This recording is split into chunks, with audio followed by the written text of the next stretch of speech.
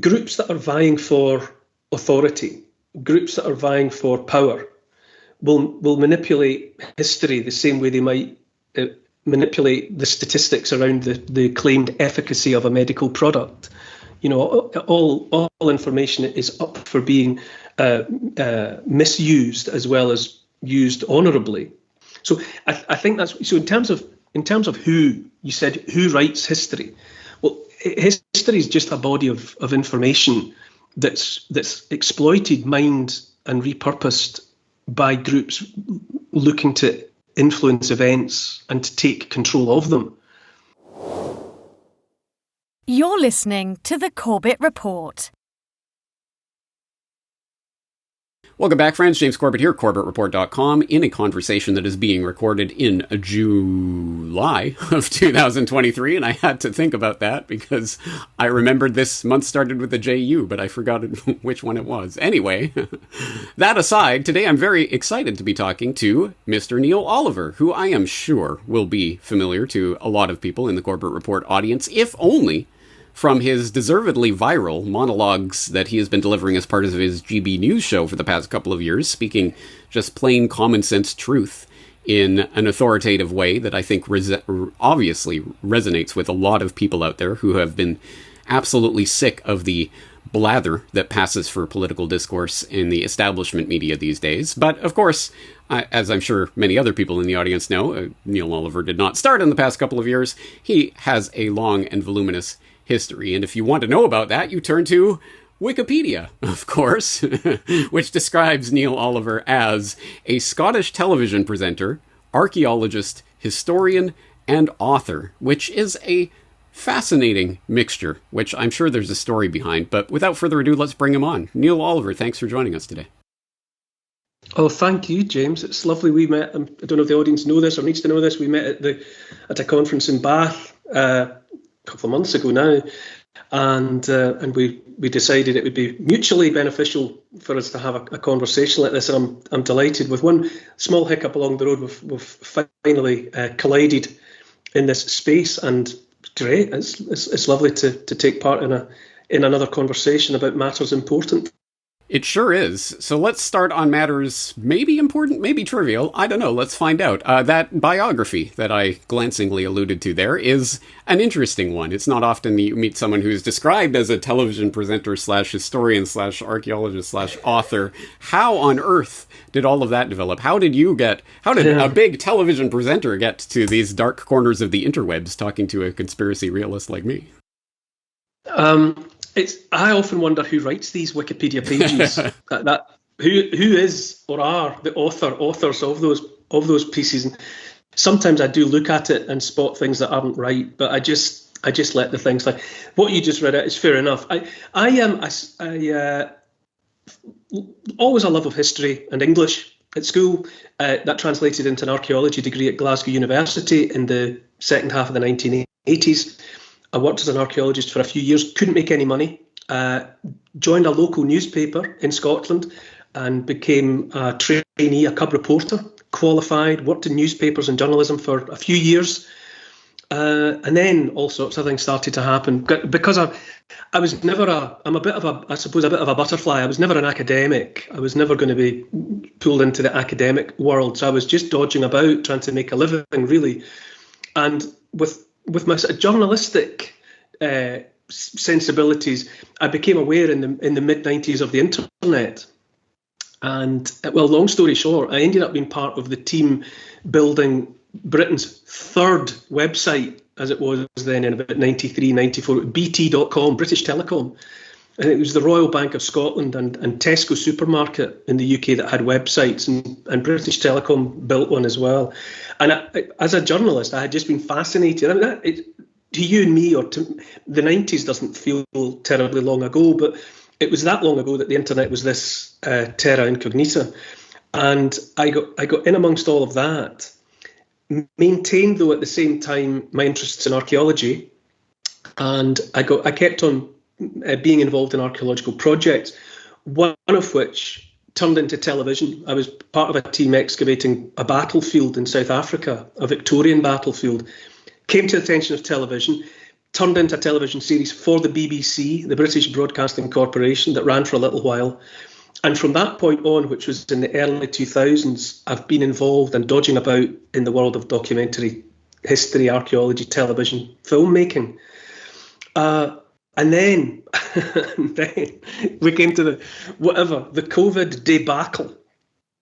I had put my head up above the parapet previously about certain political things, Scottish independence, which I wasn't a fan of.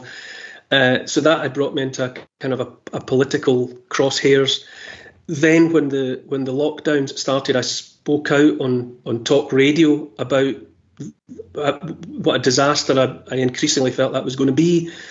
Then I got picked up by a fledgling new channel called GB News, which you mentioned, and I've been involved with GB News since its birth over 2 years ago now. And all in the while, I've also always written books. I've written light, populist, I suppose, history and archaeology books. So I have been involved with all of the things that you're describing, but none of it was planned. None of it was carefully coordinated.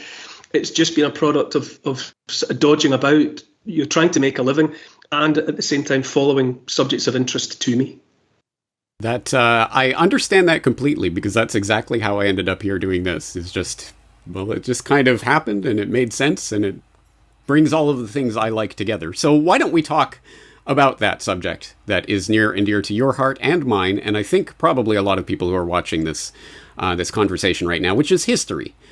Because as, unfortunately, in the miseducation system, I'm sure a lot of young children start to think of history as just names and dates and facts and figures and sort of boring, dry, dusty material in old books that has to be memorized and regurgitated on command in tests and then forgotten and never used again in our life. But of course, the more contemplative people in the audience, I think, will understand, no, history is a living, breathing thing that is with us and that in some ways helps to shape and guide our understanding of the world itself and then how we act and interact within that world, which is a pretty heady topic. So let's broach it this way. I want to draw the attention of the audience to a lecture, the 2021 Smith lecture that you delivered at the New Culture Forum a couple of years ago. It was a good lecture, and what really struck me as I was listening to this lecture was your recounting of the story of the fateful final voyage of the HMS Birkenhead. And I will not do a disservice to that story by attempting to butcher or summarize that here. I really, truly want people in the audience to follow the link that I will obviously put in the show notes so they can go and watch Neil telling that story. It's a very interesting and affecting story. But the thing that really struck me about the story of the Birkenhead and the Birkenhead drill was that in my entire life, up until that moment, sitting there watching you delivering that lecture, I never in my entire life had heard of the Birkenhead drill. Of course, once you know what it is, of course I know that particular procedure, yes. But I didn't know it was called the Birkenhead drill. I had no idea it was about this specific incident on this specific voyage that took place in the 19th century. There was a specific ship where this specific thing happened. And so, again, the details are fascinating and interesting, and I hope people will go and check them out. But the point is that in my entire life, I had never once stopped to think, oh, this is a specific thing that had a specific starting point in a specific story in history. And there were actual men and women who were affected by this, and many, many people died and gave their life in service of this thing that has become this tradition that I thought was just some ancient mariner tradition from the sands of time or something. No, it was a specific story. And there was something about the learning of the specificity of that history, that there was an actual story behind this, and that has resonated and obviously spread around the world and come down to us to today, that made me really start to think in a different way about history and the effect that it has on us, and what it means that we are starting to, in some ways, disconnect from our history, lose our history, have our history retold or reimagined to us in brand new ideological projects that are being launched in the academia and elsewhere to reimagine and re-understand where we come from, etc.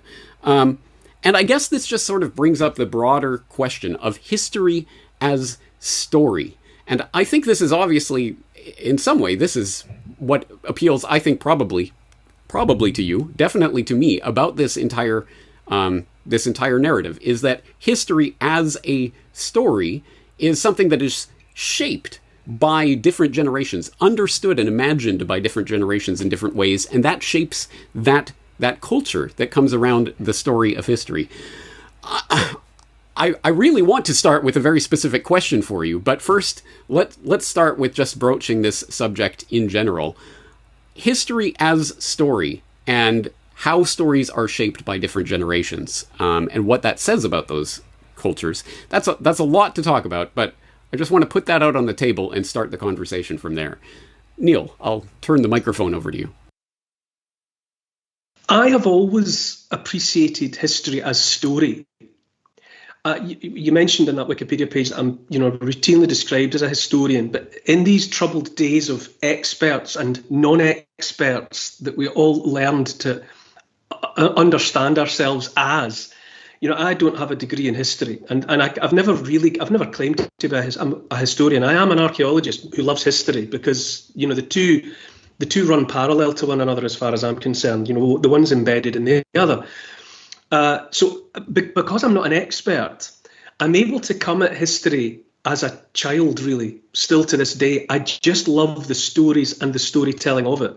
And what you were talking about there, the way in which different stories resonate differently with different generations at different times and for different reasons, it is almost entirely why I love history and storytelling the way that I do.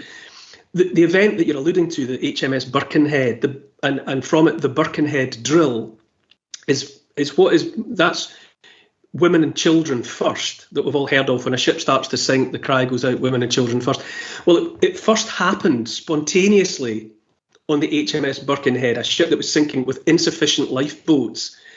It was largely soldiers that were the contingent aboard the ship.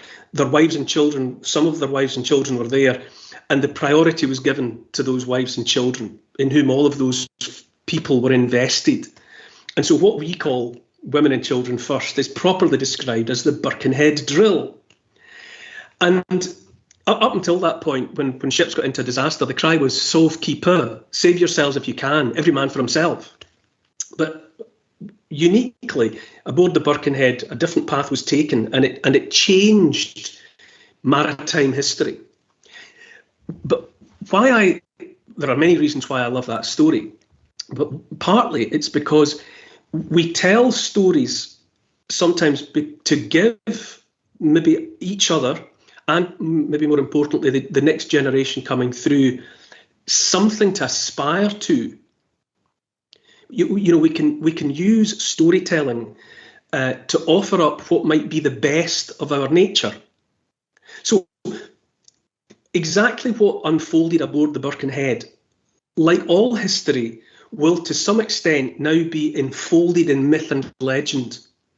There'll be a nub of truth in there, but it will have been embellished and it will have been spun to suit the agendas of various people since then who have had cause to draw upon it as a message, as a lesson that might be learned. But I love the idea that people took what happened aboard the Birkenhead and offered it up to the next generation and said, here is a standard of behaviour to which we might aspire. It is undeniably true that in terrible circumstances, we might individually and collectively decide to do more or to try and do more than we otherwise might have thought we were capable of.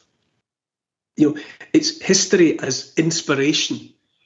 It's holding up an ideal, so that whether or not, I do hope people follow the link and maybe find out more about the story of the Birkenhead. But at the very least, it's a target, it's an aspiration. It's to wish upon a star. It's to look up and think, I might never reach there, but at least it's an honourable target. And so that's why the story of Birkenhead appeals to me the way that it does. And I've thought about this a lot in the last few years, the last couple of years. And in part it's because as soon as any time I put my head above the parapet and talk about history, people pile on social media and say, but he's not a historian. It's one of those automatic responses, as though, because I'm not a historian, I shouldn't open my mouth and tell stories from history, as though I and many others should be barred from talking about history. It's a completely alien concept to me. But I've realised, which I think is important in the last few years, that I haven't and don't create my identity from any assumed intellectual superiority. It's not how I see myself. And when I began to intuit from what was going on around me that much of what I had taken on as history, as fact, was not. It was spin, and some of it was falsification, and some of it was misinformation, and some of it was stories that had started out in one place and been manipulated. But because I hadn't based my intellectual identity on my expertise, it was uncomfortable to admit to myself and then to the viewing public that I had got a lot of stuff wrong. But it didn't involve me dismantling my personality. I'm still able to be me, having openly said, it's what I used to tell you about such and such an event. I think I might have got that wrong. And it's not entirely my fault, because it's what I was told by people above me in the food chain, and I took it on trust. But now I've learned to be cynical and sceptical in a way that I hadn't previously been in the first 50 years of my life.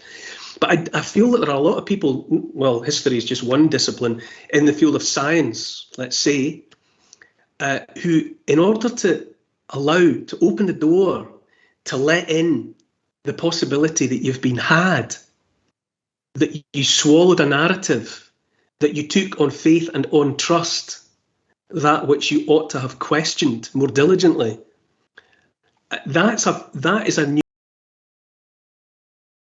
It's okay going through it, saying I got a lot of stuff wrong all my life, and now I'm busily trying to relearn. I think for a lot of people out there, the experts, in inverted commas, they'd rather go down with a ship than contemplate a different version of events. Yeah.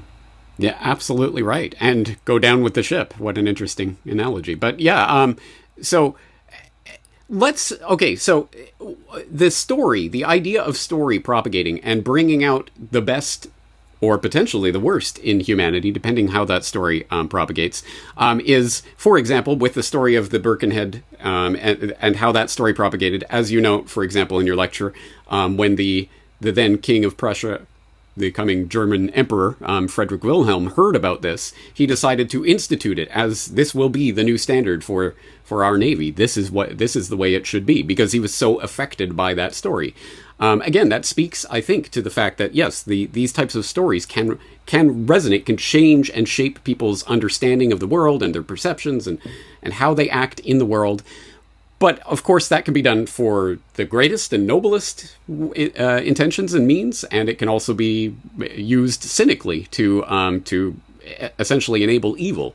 And there are many, I'm sure, examples that we could think of that, but something that strikes me immediately is wartime atrocity propaganda. The fake stories or highly, highly distorted stories that get passed around in times of war to, of course, make the enemy into this horrible, evil, goblin monster army that deserves to be killed, essentially, to try to motivate people to kill. And, for example, if we want to stick with that German analogy, obviously World War I and the atrocity propaganda that was passed around, the babies on bayonets and all of that was taken in by much of the public, and then later revealed to, of course, have been complete propaganda nonsense, but only after it had its effect.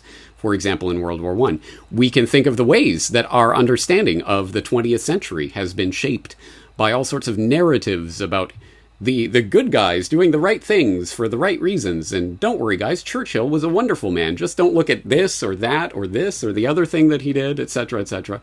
There are many ways that our understanding of the world can be shaped and ultimately used to guide people, I think, down wrong paths.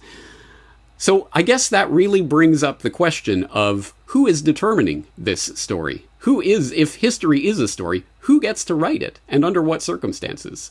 And that in and of itself may be something of an historical question, because it does take certain historical knowledge to understand who shaped various historical narratives along the way. I can think of a few examples off the top of my head, but in your travels around history, what have you encountered along these lines of the people who are using narratives, shaping stories in order to motivate the public into one course of action or another? I suppose, there are probably many answers you could give to that question. But I think it's groups that are vying for authority, groups that are vying for power, will manipulate history the same way they might manipulate the statistics around the claimed efficacy of a medical product. All information is up for being misused as well as used honourably. I think it's probably always, you and I grew up, I'm not sure what age you are, but you and I grew up in a world in which there were easily identifiable, mutually opposed ideologies.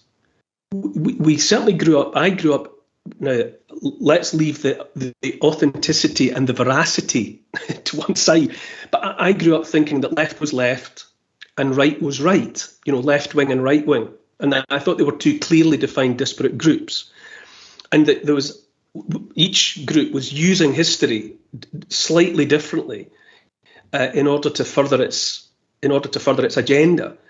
And depending on with which group an individual sympathised, they would tend to believe that group's account because it accorded with the way that they were wanting to see the world.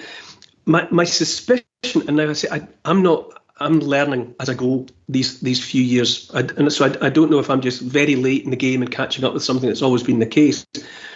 But it feels very much now that there's a uniparty above us. So the ideologies have become one in a way that if it was the case before, I wasn't as aware of it.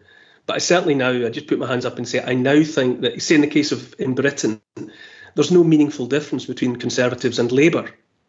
They're just, one wears a red T-shirt and one wears a blue T-shirt.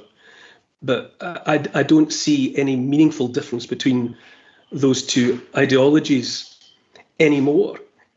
And I think it's therein that the danger lies, because the convergence also means that where once there might have been alternative interpretations of historical events being offered, I now fear that increasingly we're only being offered one. Everything's coming together as one explanation for everything, such that I can envisage a point in the future where you might almost just be handed a laminated card about the past. This is what happened. It's unchanging and it's laminated because you'll never need to change anything that's here. These are the facts and they sit side by side with the science. So I think that's so. In terms of who you said, who writes history? Well, history is just a body of information that's exploited, mined, and repurposed by groups looking to influence events and to take control of them. And I think in its points in the past, we may have been saved from some of the worst of it by there being competing groups. My worry now is that there's a quickening and a coming together and a convergence into a centralised authority from which we're just going to get a fossilised, calcified, immobile version of events that won't be being contested by anyone. Such an important point, contested, because history, exactly like science, should be a point of contention at all times. Because yes, there are certain objective archaeological facts and other things that we can point to, but everything else that is built on top of that is narrative, is based on interpretation and story and fitting things together in ways that may or may not make sense. So, as a thought exercise, imagine the history textbooks of the year 2100 writing about the times that we're living through right now, and the page or two that they would devote to the past few years of scamdemic. What do you think would be involved in that summarization? Well, again, it very much depends on who's writing that history textbook, but I could imagine if it was written by the same types of people who are essentially setting the narrative for our own day and age, it will be exactly what we're hearing. The safe and effective and all of these other phrases will become the history. This is what happened. And that has to, for people who understand the fact, no, there's a lot going on here, and no, that's not going to be accurately reflected in that history textbook. That has to fundamentally change the way that we look at the history textbooks that we were looking at. And so, the history of the Spanish flu or something like, and here's the 3 paragraphs that we studied on that in our school days, or the JFK assassination. What kid growing up today would think twice about? Well, okay, so there was this lone nut, and he did this thing, and that was that, and that's all that means. Again, until we have that space for contesting these narratives and talking about them, I think you're very right. The drive to shut down those competing narratives is really the biggest problem. Oh, you're still there. James, you're touching there upon things that I think are of fundamental importance, and it's things that I contemplate more and more all the time. And I very much, sometimes I think if I had my time over, I would study language and linguistics and philology, because I think a lot of the truth gets lost in plain sight because we take for granted the words we're using rather than paying attention to exactly the precision of what we're saying as defined by the words that we're using. Now, in your previous question there, you said the people who write that history. I think, did I imagine that, or did you use the word write? I believe I did, yes. And writing, the very act of that, the manuscript and holding a stylus or a pen or whatever in your hand and writing on a page or on a slate is very different from what people say. Let me clarify. I am aware now that we're on the cusp potentially of a future in which people no longer need to read and write. Audible and the rest of those apps that you can now have everything read to you. You get read a book. You don't have to read it for yourself. And shortly, at the same time, it won't be much longer that people are required to write, because you can speak now. You can dictate, and your mobile phone will translate that into text. So, or emojis. In a generation, in a generation's time, you won't need children. People coming through won't need to read and write. Now, we better pay attention to that reality, because you've only got to look back to the time before the Bible and whatever were available in the vernacular, that in order to hear the word of God or truth or whatever, you had to go to your local church and hear a special person tell you it. The priest would read from the Latin, from the Vulgate, and you'd get, all right, well, that's what God thought. Right, okay, fair enough. But you had no way of knowing that priest was actually reading you the word of God as it appeared in the Bible. He could have been making it up as he went along and passing it off. And so that it was an absolute necessity. Part of the Reformation idea was that people would read the Bible for themselves in the language that they spoke to each other every day, and thereby establish a direct relationship with the truth, not mediated for you by an intermediate layer of priests. And look how vulnerable people were in those circumstances to having no way of verifying what they were being told. They had to take it on trust. If we step into a future where you just get read by a machine a story, so let's say you think that you've downloaded Alexander Solzhenitsyn's Gulag Archipelago, and the machine voice reads you that story, you'd have to take on trust that you were actually getting the words of Alexander Solzhenitsyn, because they could have been edited, altered, rewritten completely and passed off as Solzhenitsyn. Unless you've actually got a hard copy of the Gulag Archipelago from 1972, you would have no way of knowing what you were actually being fed and having it represented as Solzhenitsyn's Gulag Archipelago. So we have to be very, very careful. So who writes history? At least if we all have notebooks and pens and we can actually write things down and in 2 weeks' time look back at it and it won't have changed or been deleted or edited, then you've got something upon which you can rely. But if all of your information is just virtual, digital, streamed at you, you've got no way of second guessing where that's coming from or the process by which it was created. So I keep on saying to people, the future's got to be analog in part. And buy books that were get them out the second-hand bookshops. Get hard copies of books that were published in the 70s and 80s and whatever, and hold on to them, because in 50 years' time, if you get the updated digital version of that book, they might be very, very different things. This isn't just some sort of theoretical kind of concern. This is an actual ongoing concern that real historians in the present day have. And I know that because I was talking several years ago, I interviewed Nomi Prinz about her book, All the President's Bankers. And that is a wonderful and careful telling of the story, the history of the relationships between powerful bankers and presidents in American history, going from the 19th century into the 20th century up to the doorstep of the 21st century. And as something that she said in the course of our conversation that hadn't really occurred to me was, yes, as a historian, you can kind of dive in, you can get your teeth around the correspondence, the letters, the documents that are in the various presidential archives, up until you start getting into the, Obama age, and suddenly all of this is ephemeral email things that who knows how much of that has been deleted and how much is actually available and what's been altered, and you just cannot get the same degree of detail into the history in the recent years as you could 100 years ago, which kind of strikes us as kind of the opposite, I think, of our intuition. We have everything now. We can collect all of the data. Well, actually, no. Now all of the data is this digital ephemera that can disappear in the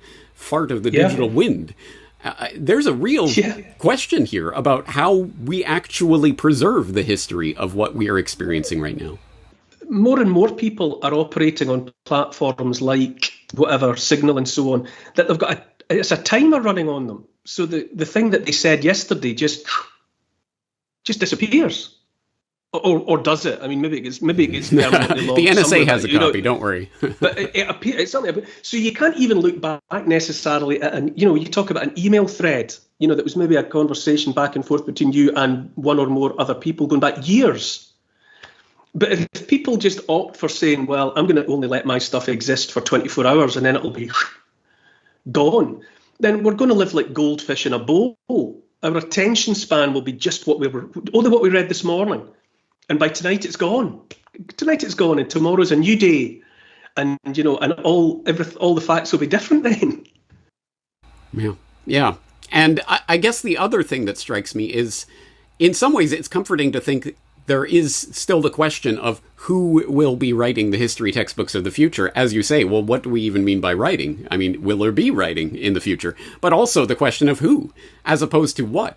And I mean that in the sense that today, in the 21st century, we have reinvoked the Oracle, but now the Oracle is Alexa or whatever device is sitting on your in your kitchen, waiting for you to come along and say, hey, Alexa, what happened on 9/11?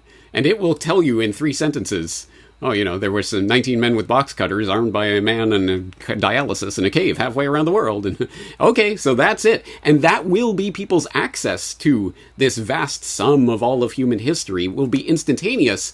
And the feeling that we will all have that, well, yes, all of this data is there and I can delve into it if I want to. But anyway, I can just get the summary. And this summary will be provided by some algorithm that's being programmed by some billionaire-run corporation for your benefit. Trust me, guys. Should be truly scaring us, I think. There is I'm always drawn back to, what ancient wisdom. And you read some of it. I read some of it years ago, and it didn't really. I thought, well, yeah, whatever. But it's now, many years later, that I see as though for the first time what that person meant or seemed to have meant. So that when Socrates had an axe to grind about writing, because he considered it, he dismissed it as a trick. That you were going to fool people into thinking that they knew something because they had read it or they had written it. And that his contention, was that it was only that which you had in your memory that was actually knowledge, or any knowledge that you could lay any kind of claim to. And now I think, just at this discourse about the importance of the manuscript or at least the physical manifestation of writing. But when you take the logical steps backwards, then you think, well, maybe, what's required is that people consciously, that we used to learn things by rote, and that people used to exploit their memory as a machine, however flawed human memory might be. If you wash up on a desert island naked and with nothing else having survived from it, you'll only have what's inside your head to draw upon. And sometimes I think that we ought to be remembering the value of remembering, actually making a physical store in our own heads of what we consider to be important information. And not so very long ago, really, in the scheme of things, there was an art of memory, and people used to build houses of memory and maintain that architecture in their imagination and fill it with the things they wanted to remember. And they were able to draw upon it as though they were, helping themselves to the contents of the inside of a mansion, a palace of memory. And I used to read about that and think, what a lot of nonsense. Yeah. And now I think, oh my God. There's something to that.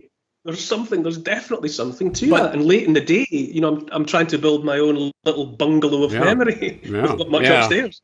But that the dread of something after death, the undiscovered country from whose bourne no traveller returns, puzzles the will and makes us rather bear those ills we have than fly to others. Ills we have than fly to others that we know not of. Yes. I don't know if that'll help me when I get stranded on the desert island, though. But at any rate, at least that's well, okay. it will, because the philosophical concept of the art of memory was that not only did it enable you to just remember. But the concept was that depending on what you put, you had a mnemonic or something that was your memory key to remember that speech by Pericles or whatever, and maybe beside it you put something else to make you remember something else. Unbeknownst to you, in your subconscious, those two things being side by side would spontaneously generate a third thing that you hadn't even known. So there was a philosophical reason that for in a house of memory properly stocked and properly maintained, you're actually, the sum of your wisdom would actually grow. It wasn't just dusty gathering in there gathering dust. It was actually making more knowledge. So you say, what use will that little bit of Hamlet be to me on my desert island? Well, it depends where it's sitting beside in your head. And hypothetically, the confluence of that with something else would actually maybe generate a little bit of useful information that would help you survive another day. At any rate, it helped me understand Star Trek VI a lot better. All right. So I guess this is something positive, and I always like to try to arrive at a spot that we're not just talking about the problems and the evil and the horrible things that we're facing, but something positive that we can take away from this. One of which is just the act of memory, and this is not just something that we should rely on, that don't worry, the Oracle will take care of it for you. No, this is a personal responsibility. I guess the other aspect of this, when it comes to shaping narratives out of history, telling and preserving and transmitting stories that are of use, is there a way to do this? Or are there certain things that we should be thinking about with regards to this for the coming generations? What should we be passing on? How should we be reclaiming history from those who would seek to rewrite it in ways that are beneficial to the power establishment and the status quo, and to make it more beneficial to us as real lived human beings on this planet? Oh gosh, that's a big one. In one paragraph or less, please. I think it is beholden upon us, to each of us, to curate as much as we can. Actually, I think there's something very practical and very physical about the necessity to hold on to books and correspondence and data of all sorts, as long as it's hard copy that doesn't delete and doesn't require battery life and so on and so on. I think we need to ensure that as big a reservoir of material exists, from which we can distill at a later date. I would advocate for retaining physically as much as possible celluloid film, DVDs and CDs, even vinyl records, books on paper, art, tangible things, in the manner of the great, aircraft hangar full of archaeology at the end of Indiana Jones and the Raiders of the Lost Ark.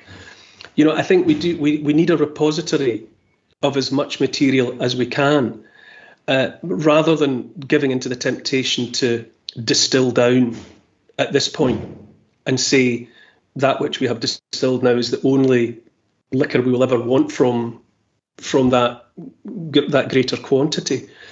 And I think I always have, as I said at the beginning of this conversation, I've always and only really approached history for fun. I love the storytelling of it, and believe it or believe it not, and question my sanity or not, I don't trouble myself too much anymore with persuading myself that I've got to the truth. I don't believe anymore in absolutes. I think it's more important to, as I say, to retain as much raw information as possible and keep that and pay attention to it and enjoy it for what it is. Enjoy the Greek myths, enjoy Anglo-Saxon stories, enjoy what the Vikings and the Norse populations understood of the cosmos. Keep all of that. Don't trouble yourself too much with whether you think it's true or that it reflects any kind of fact. Keep it. I would just advocate amassing and keeping as much as possible, and letting the preoccupation with the truth look after itself in the future. In that same way that we should be remembering to say that science is a conversation without end. There's never the science, there's never consensus, or there shouldn't be. It's just the last thing that someone said in the conversation before the next reply. But I think, to ask me, I don't have anything approaching the necessary wisdom to know how we're going to insulate ourselves in the future from the ultimate misapplication and misuse of history. Well, here's one thing I think we could all agree on, and anyone who does not agree on this point, I cannot imagine how they can even conceive of the world. But the point is that you're making very forcefully is that we should retain as much of this as possible, rather than try to censor as much as possible. And censorship is always a horrible and terrible thing, but in times past, it was exceptionally difficult for any regime, no matter how tyrannical or authoritarian, to literally collect every single manuscript and every single book and every single copy of a particular piece of history or fiction or whatever it is and completely destroy it in a big bonfire. It's been attempted, but not often actually successfully completed. But how easy is it today, when everything is digital, to flip a switch and to digitally remove all artifacts and traces of a James Corbett or a Neil Oliver? And that day, if it isn't here today, it will be in the very near future. You're so right, because I can remember when it appeared that with the advent of things digital, that we were going to be able to retain and remember everything. I can remember, you could lie in your bed at night and it was almost like a form of drowning. You would think every single every text, every email, every electronic digital utterance, every 1 and 0 it's going to hang around us. You could feel claustrophobic with the presence of all this data, and yet 20, 30 years later, the truth appears to be that it's the contrary to that. The digitizing of everything has just turned, or is in danger of turning, the sum of human wisdom into so much confetti that'll it'll be less than confetti. It'll just disappear. And I've wondered in my non-scientific, ill-educated way, that the cloud, even with a benevolent regime that, with the best will in the world, wanted to retain all of the information, every conversation, every birthday wish between grandmother and grandchild, wanting to have all of it. We know, unless we're very much mistaken, that the cloud, or whatever its latest iteration really is vulnerable at all times to destruction by whatever electromagnetism and solar flares and all of the rest of it. Is it really wise in any meaningful sense to have all of our eggs in one electronic basket? When that solar flare comes, and which we're long overdue on, judging by the cycles of such things, and the lights go out on all the server farms all across North America or whatever, what's the fallback? Well, we need the hard copy, and now we've persuaded ourselves that no, everything's fine, just translated into 1s and 0s. Disturbing. Very disturbing. Yeah, there's a lot of paths that we are trotting in this conversation. Not many of them lead to happy places.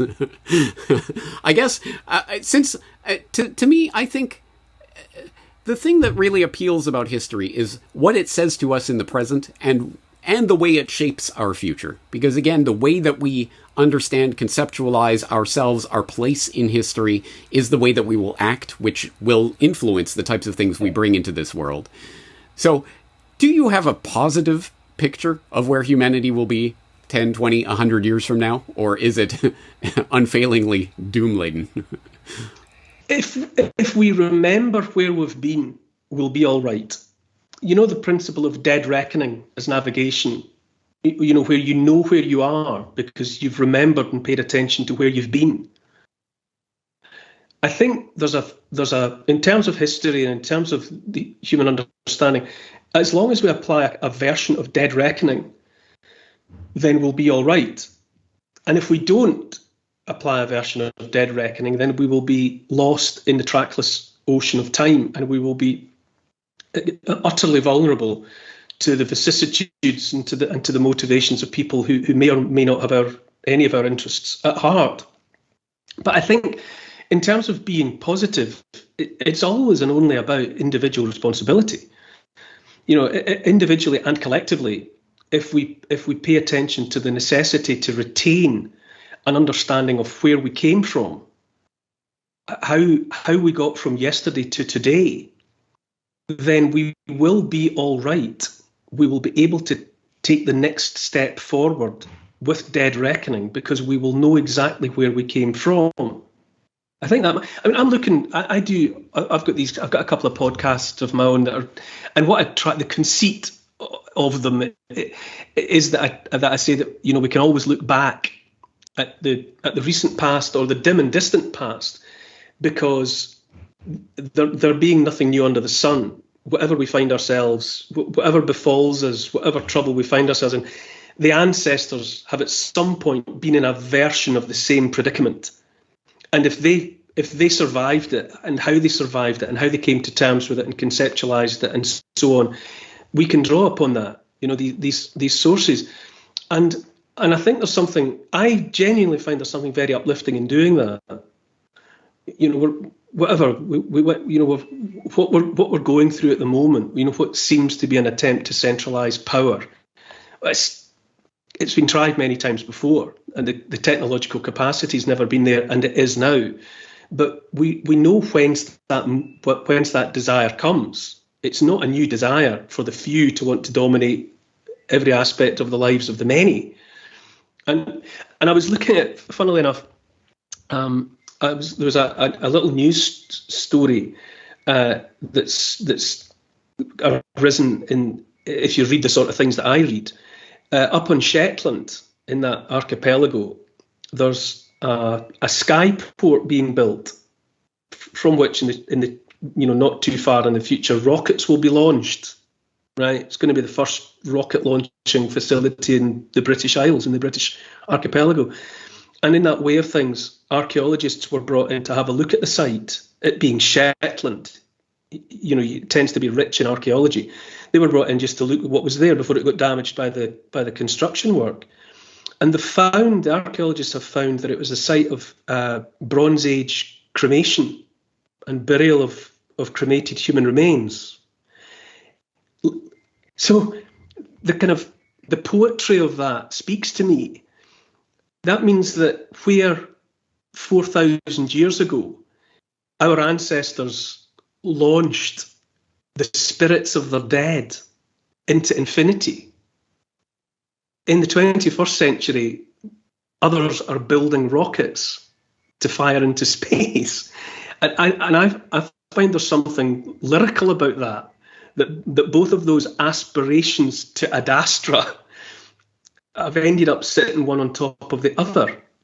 Now, it just that speaks to me that we're still, what we're doing now in the 21st. There's some people who want to reach out into the reaches of space, into the invisible, and they're reminded literally by where they are, that 3,000 or 4,000 years ago, other people quite like them were doing a version of the same thing with the technology and the cosmology that was available to them.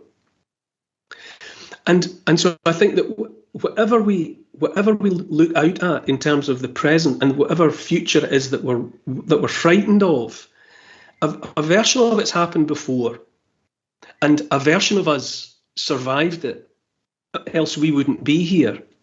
And that alone, I think, is grounds for eternal optimism that some of us will find the way to take the right path. I think a lot of what's happening at the moment is a subversion of natural law.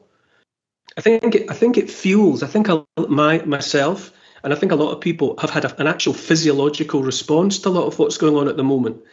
They can actually feel uncomfortable in their skin about what's being done at the moment. And that's not illusory. I think we are having physiological, I think that's real. And you feel it because what's being done is wrong.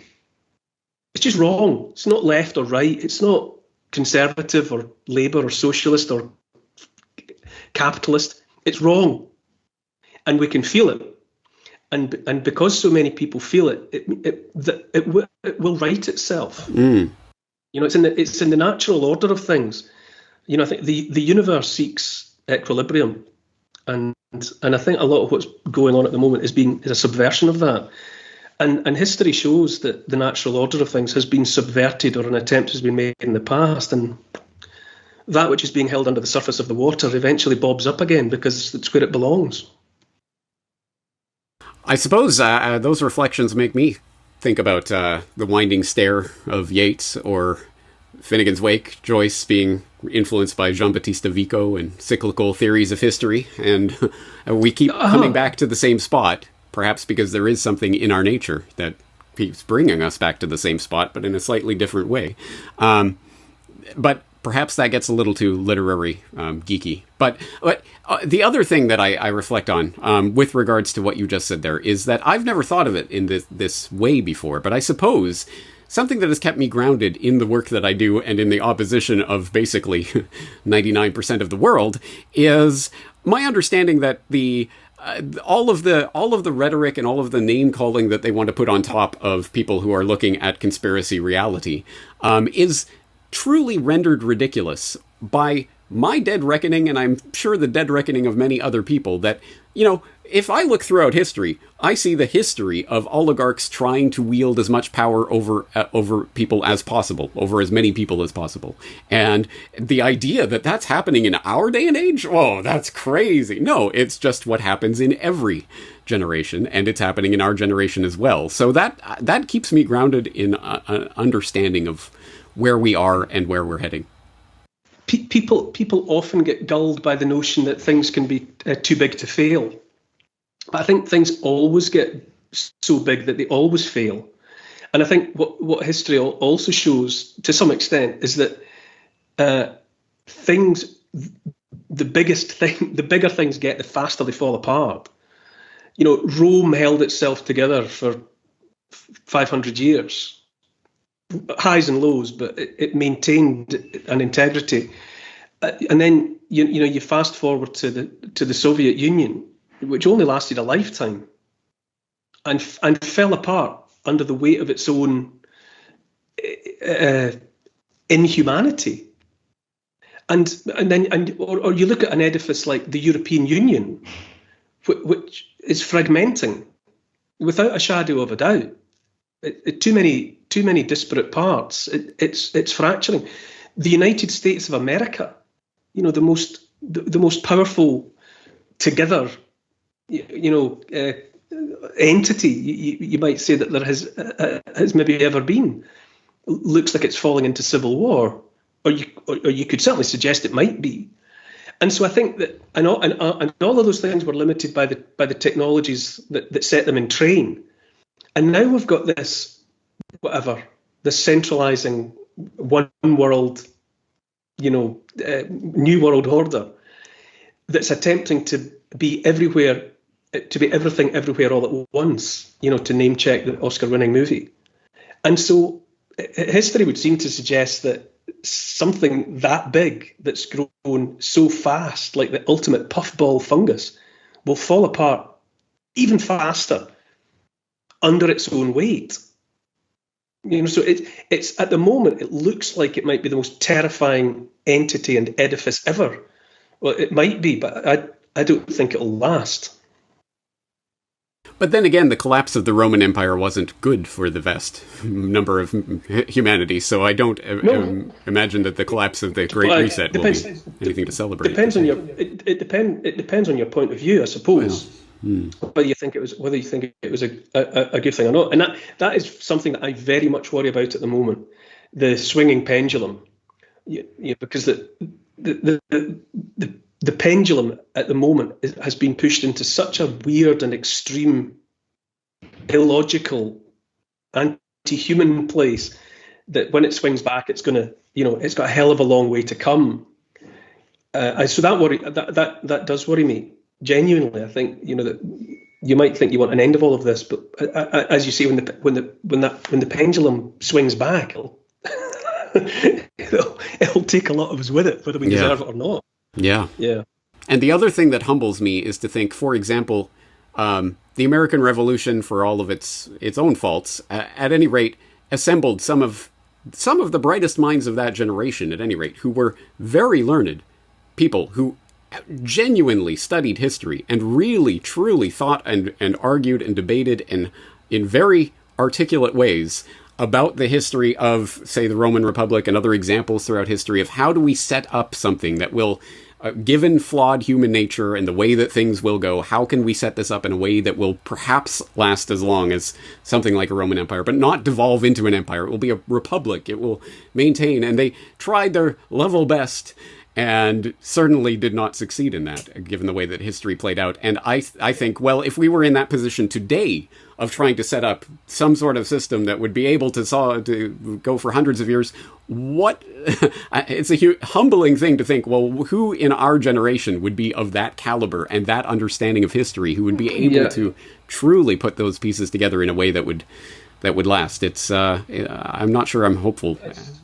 It's very interesting you say that. I don't know, have you run across Pete Hegseth, The Battle for the American Mind? a book that came out in the last couple of years, and in amongst speculating about the way in which the American people have been uneducated or diseducated for the last 150 years, and by design, he invokes the concept of paideia, which is Greek and means it's the totality of the environment in which a child is raised.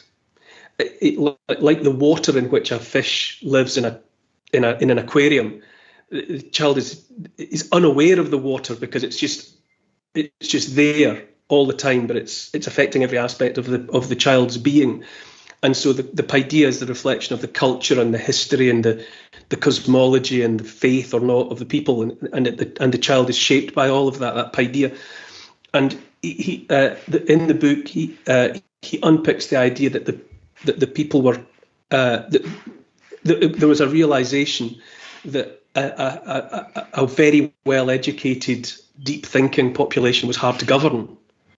And by the latter part of the 19th century and into the 20th century, wheels were set in motion to make sure that people were essentially prepared to be more like factory fodder than founding fathers. Frederick Taylor Gates, writing for the Rockefeller family about the schoolhouse of tomorrow or whatever it was, talking about how they need to essentially engineer a generation of people who will make good factory workers. And that's exactly what they set about doing. But it's also worth paying attention to the fact that those founding fathers, those Franklins and the rest of Jeffersons, they were incredibly well educated, cultural people who understood and read Latin and Greek and were versed in mathematics and astronomy and alchemy and goodness knows what all. You know, they were intellectually rich in ways that I could only fantasize about, and yet, although they came up with, life, liberty, and the pursuit of happiness, they still overlooked the fact that they were slave owners. Even with all they had, and even though they were loudly aspiring to want equality and freedom for all and inalienable rights, they still stumbled over the fact that they had enslaved other human beings. So that all their great education didn't elevate them above that. Well, then we tear down their statues. What chance do we have? Well, we tear down their statues, and thereby we will free ourselves from that history, right? Or something along those lines. Yeah. How does this all work? I often quote this, but just only because I find it intensely moving. Really, the chair of moral philosophy in Glasgow University, I think I said this in Bath, was held by Francis Hutcheson, who taught his people in the 1760s or the 1750s, and he taught that rather than manna from heaven, happiness was something that you produced by using all of your efforts to make other people happy, by improving their lot, with all of the strength in your muscles and all of the thoughts in your head. That your collateral benefit would be your happiness. You would be made happy having given all of that energy and effort to making other people happy. And one of his students was John Witherspoon, who was invited into the fledgling colonies to be the president of what became Princeton University. And he was one of the signatories of the Declaration of Independence, and he probably had a hand in its composition. And there's every reason to think that the pursuit of happiness found its way into the American Declaration of Independence all the way from Francis Hutcheson, chair of moral philosophy at Glasgow University. That society shaping notion had crossed the Atlantic from a churchman in Glasgow. And that idea, I think, is very important. That we think of pursuit of happiness now as being the right to chase all the fast cars and consumer durables that you can get your hands on. But it's not. The pursuit of happiness is there in that document as it was meant by Francis Hutcheson and John Witherspoon, which is to say it's the effort that you expend in creating happiness for all that, as a side benefit, makes you happy too. And we need to remember that. I have just done it. I've just said, look, America, the United States of America, was a fantastic, maybe the best ever idea for the founding of a nation, but it was flawed. It had inherent flaws right from the beginning. But it's not helped by the fact that we don't even understand what the Declaration of Independence meant to say, because we've lost the precision of the language. We don't think enough about what is meant by pursuit and what is actually meant by happiness. Happiness for most people nowadays is more really what you might describe as drunkenness. It's more like a state of, sensory overload where you're, much like being, having had too many glasses of wine at a party. And that's not what was meant by happiness when John Witherspoon or Francis Hutcheson were writing about it. That's not what they meant by happiness at all. And so if you're mindful of the fact that a lot of it comes down to being precise, really paying attention to the language that you're using and considering the etymology and wondering, what are you really saying? Or those who crafted the language that you're using, what great thoughts were they trying to make it possible to manifest? But they have disappeared up a blind alley there.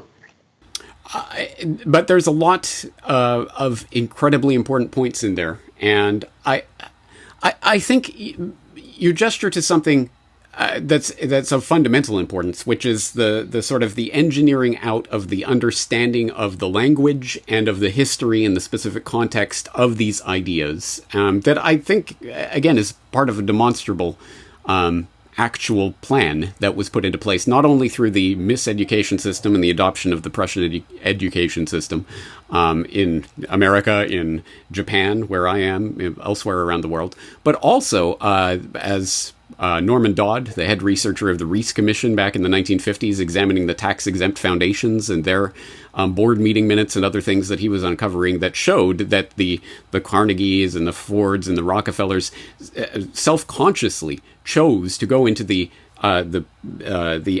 academy at that time and take over, essentially monopolize the teaching of American history in particular as a way of shaping the mindset of the American public. This is part of the documented record of this congressional committee that existed in the 1950s. So we know that this takes place, and it is part of trying to shape us into a specific type of person. And now, of course, this now gets manifested in the culture wars that we are seeing today, with history really being this contentious battleground that is taking place. I mean, what, you want to say 1776 and all of that? No. It's the 1614 project, or maybe I've gotten that year wrong, but at any rate, no, slavery was the real founding of America, etc., etc. And now this becomes the reimagining of history in a way that reconceptualizes the current fault lines in our political discourse today.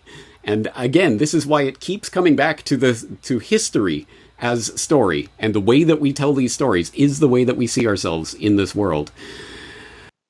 And people mustn't be discouraged from this thing that has emerged about not being an expert, and that therefore, if you're not some sort of lettered qualified person, that you're barely even allowed to think about these things, far less talk to other people about them.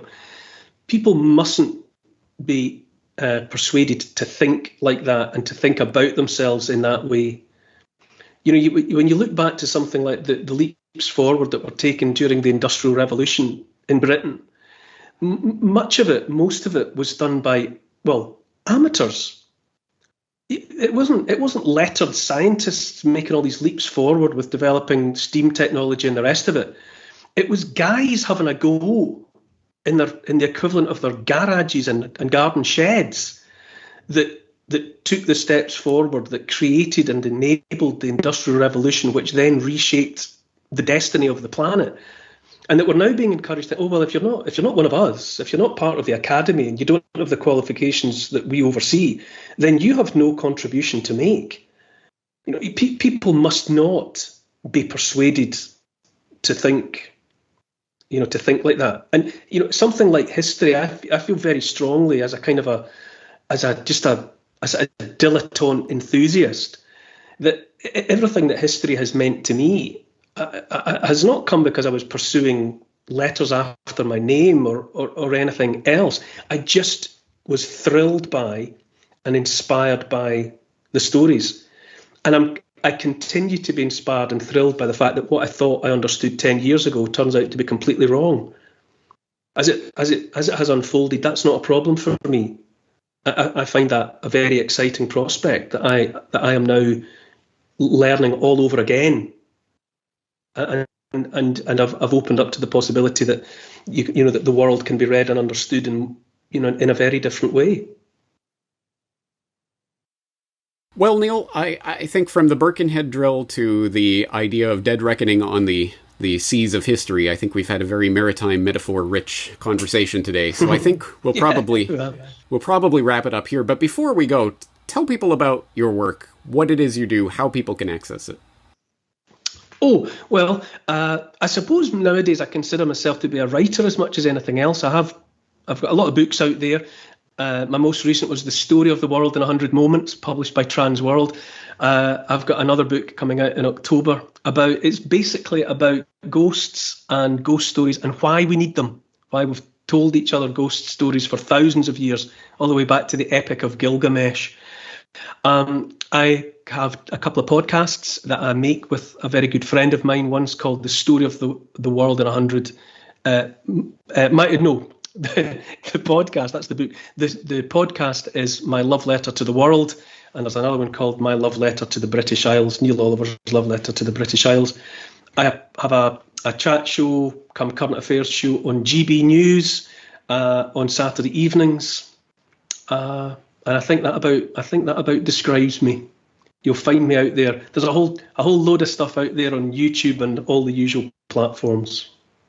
Until it gets censored off the face of the planet. But until someone presses delete. There will always be the physical books at any rate. All right, excellent. And of course the links will all be in the show notes for this conversation. Neil Oliver, fascinating conversation. I hope it is not the last that we will have. I hope we can do this again sometime. But thank you for your time. Oh, very much, James. Thoroughly enjoyed it. I love a free-ranging conversation that goes into unexpected territory. So thanks very much for having me.